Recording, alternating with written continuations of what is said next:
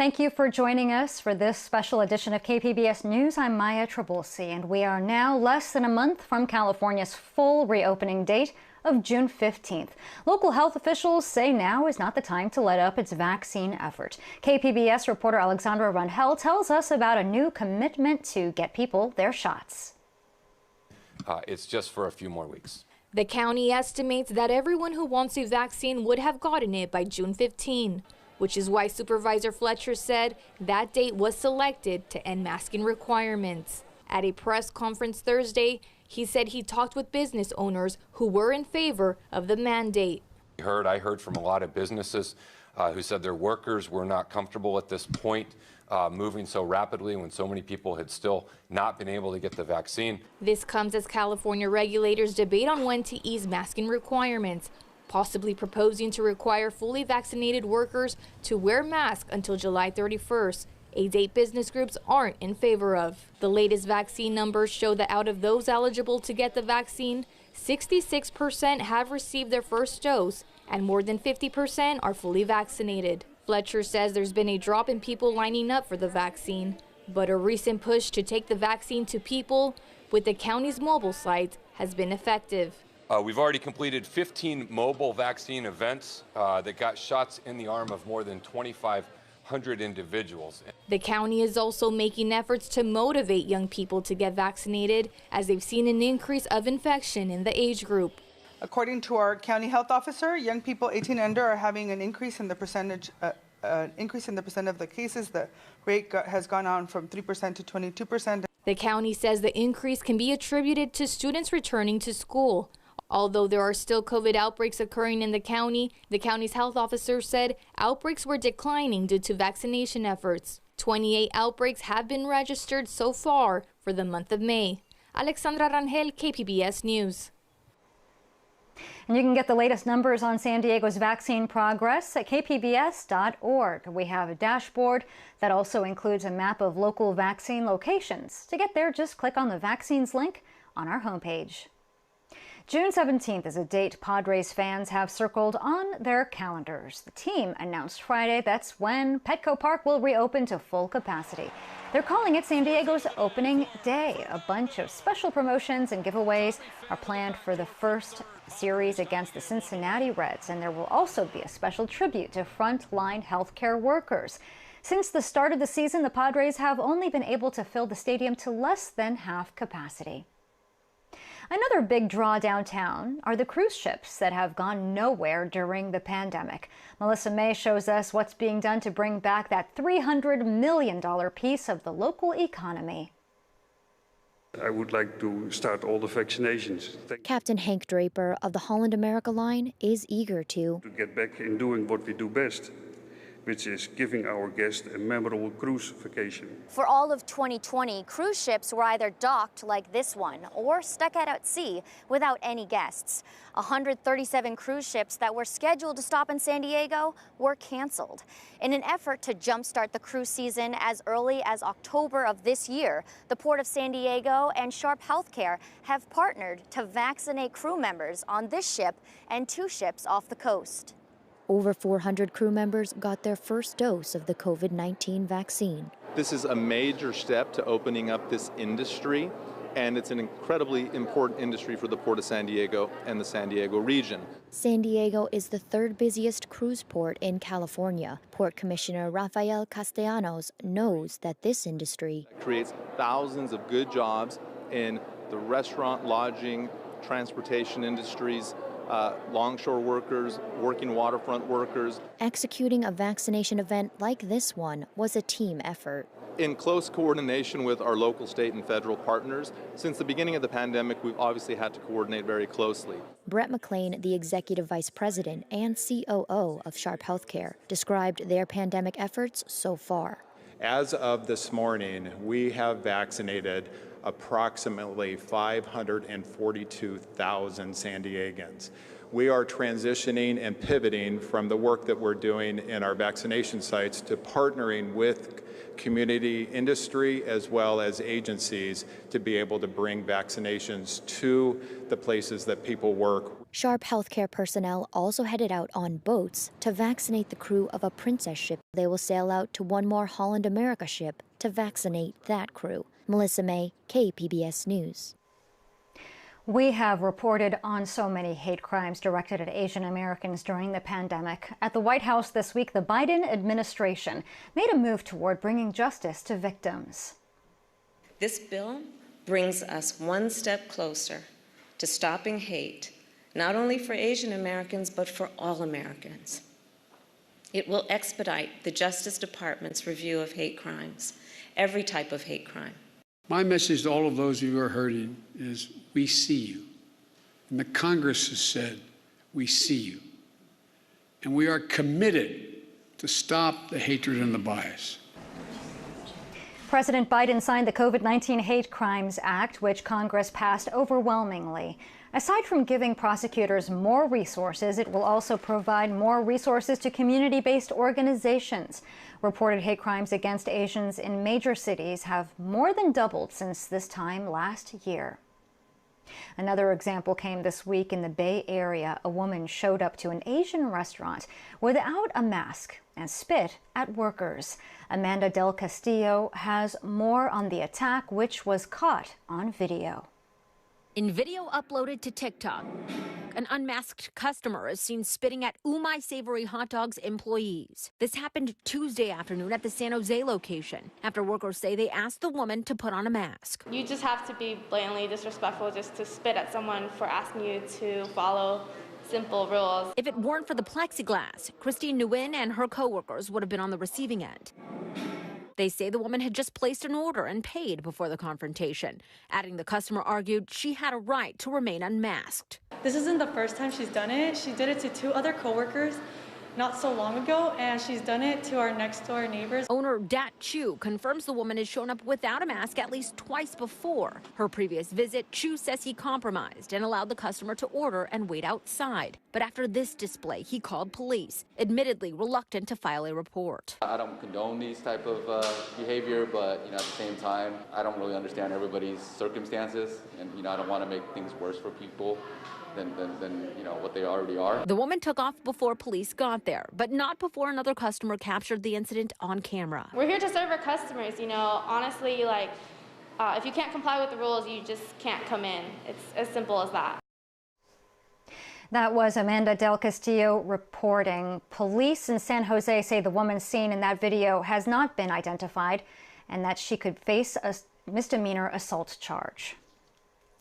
The past few years have been contentious at Friendship Park, the binational garden straddling the border. But a major anniversary is coming up, and as Max Rivlin-Nadler reports, people are calling for it to fully reopen. Friendship Park and the binational circle that's a part of it has been a meeting place for families separated by a border wall that has only grown higher and longer in recent years. Advocates say it's a vital space for reunions and healing, and one that hasn't been open to the public during one of the most tumultuous times in recent history. For over a year, Borderfield State Park has been closed, one of the several state parks that were closed during the coronavirus pandemic. Over the last few weeks, however, the park has reopened. Friendship Circle, which is within Borderfield State Park, has not. Border Patrol, which controls access to the park, has not opened the gate on the American side to allow people to go into the circle and see their family members or friends. They had told advocates that Friendship Park would reopen for 8 hours every weekend, once people could once again access it through the state park.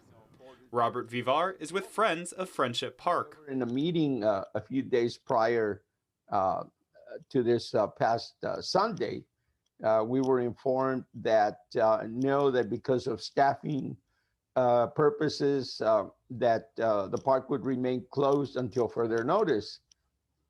Which, of course, is something that we're not very happy about. In a statement, Customs and Border Protection said because of the influx of migrants on the southern border, it cannot staff the park, and that it cannot reopen Friendship Circle until it has sufficient manpower to ensure it is safe for everyone. Vivar thinks that reasoning doesn't quite hold up. There are already several Border Patrol agents posted up at the site regularly on weekends. and he doesn't believe letting a few dozen people into the park would require extra staffing. He believes that with the rise in Mexican citizens trying to get into the U.S. through the desert or on boats, Friendship Park could act as needed relief for people who are hard-pressed to reunite with their families. VIVAR himself was deported and came to Friendship Park on the Mexican side for refuge and comfort. People get desperate for their families, and they'll do anything and even risk their life to be able to be with their family.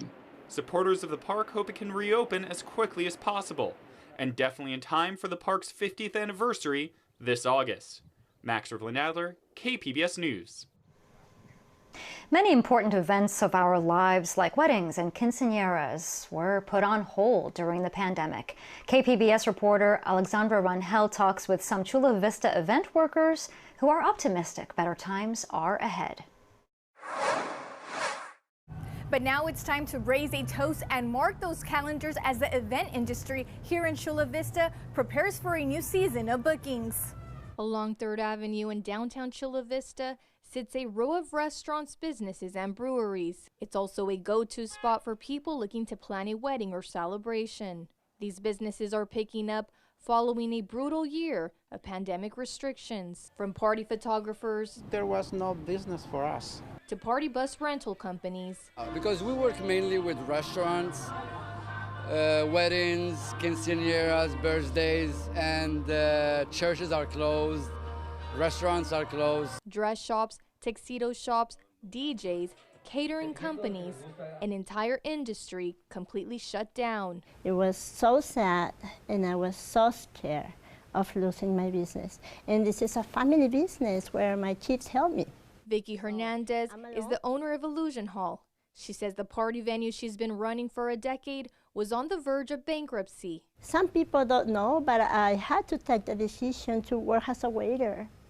I never believed that I can do that, but I was trying to find a job. She also took out a $60,000 loan for her business. And when the loans start coming up, I qualified for a loan, and that helped me. That was like my key to continue in this business. After a year of canceled events, Hernandez is scheduled to host a string of parties starting this summer. Get ready, Mom, because now I am very, very busy because I had almost 50 events waiting. She marked the turnaround with an open house on Sunday, giving clients a feel of what their dream day can look like. Angelo Rocha has a tuxedo shop across the street from Illusion Hall. He says the reopening of the party halls is a good sign, as he knows people will be looking for formal wear.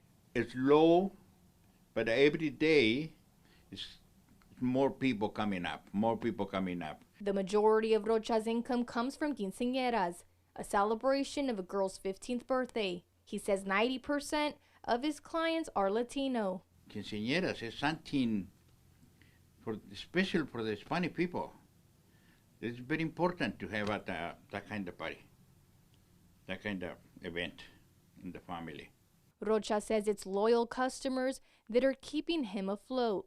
Out of 50 events he had scheduled last year, he says only one asked for their money back, and the remainder 49 have rescheduled for this year. Most of my customers are, how do you say, old customers, old customers.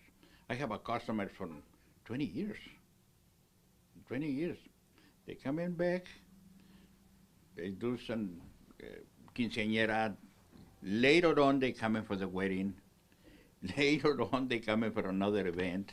Other store owners aren't as fortunate. Mario Urista, the owner of Mario's Boutique, says he has an entire different demographic of clientele he hasn't been able to reach. About 30 to 40% of my customers come from Tijuana to look for dresses here. It's a lot of people. Urista says he's had several customers looking for prom dresses. It's an added bonus he wasn't expecting to see this year with the uncertainty of high school proms. As the event industry begins to salvage what's left of this year, Hernandez is just grateful to have made it through. I'm happy that I didn't stop. I'm happy that I didn't go to bankruptcy, but it's going to take us maybe a year and a half or 2 years to go back to that area where we was before pandemic. Alexandra Rangel, KPBS News.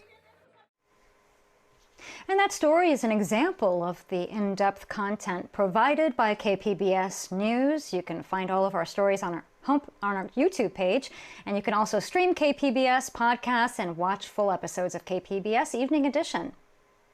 Another rite of passage is getting back to normal. It's graduation season, and in-person ceremonies begin next week for SDSU.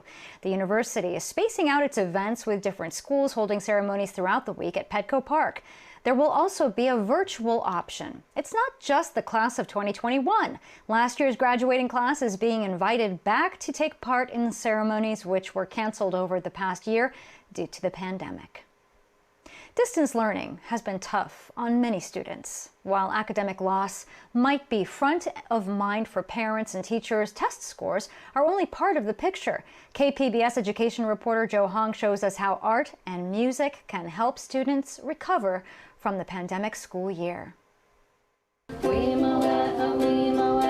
For Barbara LeRoy, one silver lining of teaching at home through the pandemic was having the chance to play her ukulele to keep students engaged during distance learning. And last month, when she went back to part-time in-person teaching at Joseph Casillas Elementary in the Chula Vista Elementary School District, the ukulele came with her. Now it's helping her students readapt to the classroom. If a child has had a tough morning, maybe that music can just kind of get them out of their head and out of that situation. LeRoy said it's not just the students who benefit from the sing-alongs. There's just been kind of a lot of anxiety with being kind of on the camera and then now on in person. And when I play music and when I just kind of get out of my own head and out of my own anxious feelings, and just centers me, so helps me to calm down. And while educators have worried about learning loss and students falling behind, experts say that emphasizing academic recovery might just create more anxiety for students. ALIX Gallagher is the Director of Strategic Partnerships for a think tank called Policy Analysis for California Education. She said emphasizing arts in the classroom can serve as an antidote to this anxiety as students return to campuses. We have to understand when kids come back to school, having been away, they're bringing not only potentially more varied academic challenges, but they've also had a wide range of emotional experiences, and their socio-emotional wellness definitely needs to be addressed. For both Gallagher and LeRoy, it's about helping students rediscover a love of being at school. Things like the arts, band, visual arts, dance, sports, those activities that are kind of more often off to the side are actually places where students can bring their whole selves and find meaning and develop the relationships and connectivity to school that help them get through school and ultimately thrive as well-rounded human beings. Bonnie Hunt, a first-grade teacher at Casillas Elementary, said the social aspect of the arts also helps students as they emerge from a year in isolation. I had a few students that were very isolated, had a lot of anxiety coming back into the classroom, and being able to draw and do art, which is kind of an independent thing, kind of brought them out of their shell. But academics and the arts aren't completely separate. Hunt's students spent the last week learning about the bugs and insects that pollinate flowers or aerate the soil. I'm drawing like butterflies and things and animals that are pollinators. They used paint markers to decorate the school garden. Hunt says this helps students gain confidence while learning the material. They take ownership of it, and it takes what they're learning from a book and it makes it real. And when they can transfer what they've seen in the book or learned in the book and create their own, then you can really say they've learned it. Hunt is retiring this year, but she hopes the new normal does not include the same hyper-focus on standardized tests. She's rooting for beauty and self-expression to make a comeback. Whether it's creating something that makes them feel good about themselves, or something they've created that they're proud of, or something that they've created that takes their sadness away, then that's the most important thing about the classroom, not whether or not they can bubble in. Bubbling in is an art. Joe Hong, KPBS News. Artists who are all grown up are excited to get back to work in a place that draws a lot of tourists from San Diego. Maddie White shows us how Cirque du Soleil performers on the Las Vegas Strip are staying ready. Trusting in the process. is no new concept for Las Vegas performers. But with the year they've had, finally having some certainty about shows returning is a weight off even their strong shoulders. Pedro Farfon is a cast member in Cirque du Soleil's Mystère at Treasure Island. Last weekend, he tried his costume on again for the first time since early last year. And when I put in my costume the trapeze, my skin is like, chicken skin. Goosebumps. Oh yes, the emotion is coming. Because for these talents, connecting with people live is their calling. This connection, the stars in their eyes is, feels amazing. It's just, oh wow, I've done something for those people that in the same time was very helpful for me too. But even though they've been out of work, don't expect them to be rusty, says Philip Bellinger. In fact, more jaws might drop than ever before. It's not going to be the same shows. People are so much better. People are so much more flexible, strong, and they're ready to go back on stage, and the passion is there, Farfon agrees. We're so excited and happy to be back on the stage. But Las Vegas shows aren't the only things bouncing back. Conventions are too. We're ecstatic about it. The president of IATSE Local 720 labor union says there's several dozen members aiming to come off unemployment with the World of Concrete convention can now breathe easier knowing they will. And he says their convention calendar is already filling up, starting in October especially. Come February, March, convention world and stagehands are going to be pretty much where we were in 2019. But still keeping in mind the balancing act of COVID safety and a return to normalcy. We want the audience to be safe. We want the people we're working with to be safe. His plea for his neighbors now to take the leap. You're doing it for society. You're doing it for your community. By getting vaccinated if you haven't. And that was Maddie White reporting. If it seems like things are moving quickly, then you're not alone. Readjusting to life after lockdown can be a challenge mentally. Psychologists call it re-entry anxiety. Phil Black spoke to people who have experienced it in their own unique ways. Confined largely to our homes, deprived of freedoms, experiences, and human connections. Somehow, we've mostly learned to get by. Now in countries with advanced vaccine programs, we must adapt again. To crowds, to conversations, to a pace of life that seems distant and, personally, a little intimidating. And that makes me feel nervous, anxious, even fearful. But I don't know why I'm feeling this way. I think we have all become a little inclined to be closed in and hesitant to go back to that normal life. And we need to reinvigorate that social muscle. Psychologist Anna Nikčević says nervousness about returning to something like our old reality now has a name: re-entry anxiety. But it's not new. This phenomenon has been observed by psychologists before in people who have spent protracted periods of time in isolation. For example, people who have gone in the space. Ground control to me. Chris Hadfield understands why some people are feeling anxious. My longest time in space, when I was living on board and commanding the International Space Station, was a little under 6 months, so half a year, halfway around the sun. Hadfield says he returned to Earth a different person, and many of those emerging from lockdown will also have experienced profound personal change. Perhaps some of the anxiety is fueled by the fear that things could go back, that we could lose some of what we've found through this experience.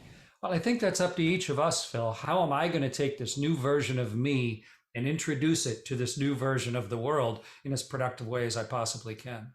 A practical optimism, I think that's what you're advocating there. Is that fair? That's how we fly spaceships, Phil, with a very deeply based practical optimism.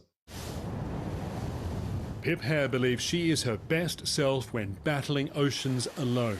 She recently finished a 96-day, non-stop, single-handed race around the world. But even with all her extraordinary courage, returning to life on land can be overwhelming. Just need to remember that we are adaptable and we will go to a different kind of normal again. But you don't want to throw yourself at it too hard. Allow the change to happen gradually and make sure you're doing things that work for you. My wife and I were arrested Jason Rezaian was imprisoned in Iran while working as the Washington Post's bureau chief. I spent 49 days in solitary confinement, and I went on to spend a total of 544 days in that prison. He knows the complex emotions that follow a sudden return to a once familiar life. In my case, I was, one person, and my wife. We were two people that were dealing with this. What we're talking about now is billions of people around the world coming to this at almost the same time. Just recognizing that everybody is going to have a different reaction, and many of those reactions are going to be unexpected to the world and unexpected to those people themselves. So we should all be a little gentle with each other, perhaps. I think we should always be a little bit gentle with each other, but certainly in the weeks and the months ahead, I think we should err towards forgiveness. There's going to be a lot of awkward encounters for everybody. Everyone wants the pandemic to end, but in a world where old certainties have been swept aside, we can't all be sure we'll want everything that comes next. Phil Black, CNN, London. And that is all for this special edition of KPBS News. I'm Maya Trabulsi, and for all of us here at KPBS, thank you for joining us.